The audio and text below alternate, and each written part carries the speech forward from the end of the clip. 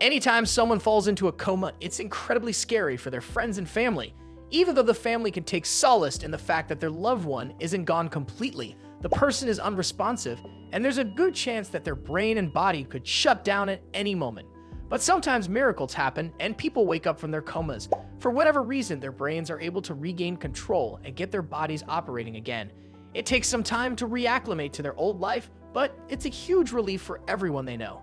A 2007 news article published in the Polish paper Gazeta Dziennikarska told the story of Jan Grozewski, a railway worker who fell into a coma in 1988 after a severe head injury. According to the article, Jan spent 19 years lying unresponsive in a hospital bed before waking up to a very different world around him. But the true story of what happened to Jan Grozewski is even crazier. One of the scariest results of a head injury is a coma. The brain isn't dead, but it's unresponsive to any external stimuli, and the chances of it shutting down at any moment are high. Nevertheless, people do emerge from these conditions. A story about this exact thing shocked an entire family in Poland only a few years ago.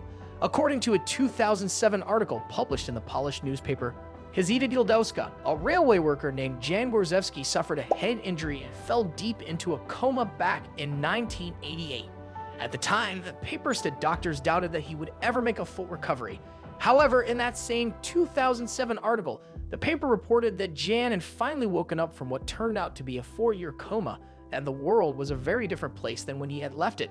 The story spread like wildfire. It was picked up by news outlets and perpetuated by television reports. The concept of a man waking up from a nearly 4-year-long coma to find a much different world shocked the public. Newspapers and TV reports pointed out similarities between this supposed real-life story and the plot of a 2003 movie called Goodbye, Lenin. In the film, a family in East Berlin tries to hide the fall of the Berlin Wall and East German communism from their elderly pro-communist mother after she awakens from a coma in 1990. Another amazing aspect that was reported was the fact that when Jan slipped into his coma, he had 4 children. By the time he woke up, he had 11 grandchildren. Jan supposedly had plenty of new family members to become acquainted with. As strange as all this sounded, the news continued to report on it. Technology was another industry that made gigantic leaps during the time Jan was unresponsive. In a Polish television interview, he was quoted as saying, "Now I see people on the streets with mobile phones, and there are so many goods in the shops, it makes my head spin."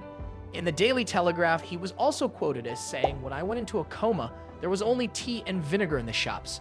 Meat was rationed, and there were huge petrol queues everywhere. He woke into a world with an abundance of goods. It was almost too much for him to fathom." During Jan's reported 4-year coma, he relied on his faithful wife Gertrude to take care of him.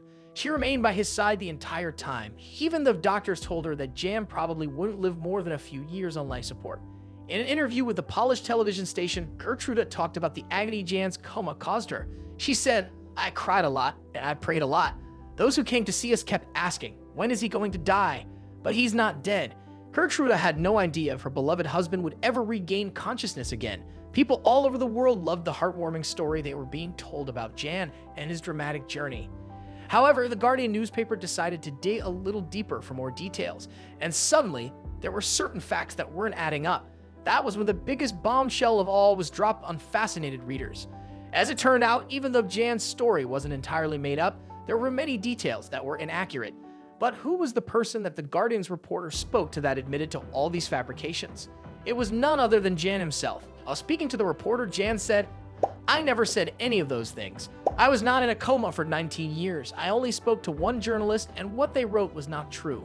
And every time the story was printed, new things emerged. The reporter was shocked by Jan's admission. This changed everything. Jan told the reporter that he had, in fact, suffered a head injury in 1988 that put him into a coma. But it had only lasted 4 years, not 19 like news outlets had confirmed. He had been wheelchair-bound since the time he awoke from his 4-year ordeal. Jan then debunked the entire "Goodbye, Lenin" angle of his story. He had not fallen into a coma in one world just to wake up in a completely different one, as reports suggested. "I saw all the things that they claimed I had not seen, although I could not always express myself. I saw the news on TV, so I was informed and also met my grandchildren," Jan told The Guardian. These new developments were fascinating to January for whatever reason. The paper that originally ran his story was trying to make a huge deal out of something that wasn't as crazy as it seemed. Jan's doctor, Wojciech Strigowski, even confirmed the new details. He admitted that although Jan had been disabled for 4 years, he was certainly not in a coma the entire time. Gertrude also supported her husband's version of events. Sort of. She told The Guardian Jan was not in a coma. He understood everything that I said to him. At first, he used his face to let me know whether he wanted anything to eat or drink. Later, he spoke. Jan had apparently only spoken to one journalist in Poland who took his story and embellished the facts of his case. So who was it that had spread his fabricated story around the world? The answer wasn't that surprising. A reporter from the paper, Fiziewa Gildowska, was the one who spread the falsehoods. The Guardian reached out to the paper's editor-in-chief about the story, Malgorzata Krywinska, and she immediately replied, "It's not a lie. The thing is that there are different kinds of coma." This was a very puzzling response and was not her only comment. The editor-in-chief added, "There is a kind of coma where people are unconscious and others where they wake up from time to time and then fall back into a coma." This was the case with Jan Brzezowski. The editor also said that even if Jan's coma had lasted only 4 years, there were still dramatic changes in Poland during that time. Jan and Gertrude are still very much in love. And although the truth about his story was much different from what had been published, one thing was certain: Gertrude still spent nearly 2 decades caring for her disabled husband. After the actual story came to light, Jan's celebrity dramatically lessened. But he didn't care at all because he still had his health and his loving wife by his side.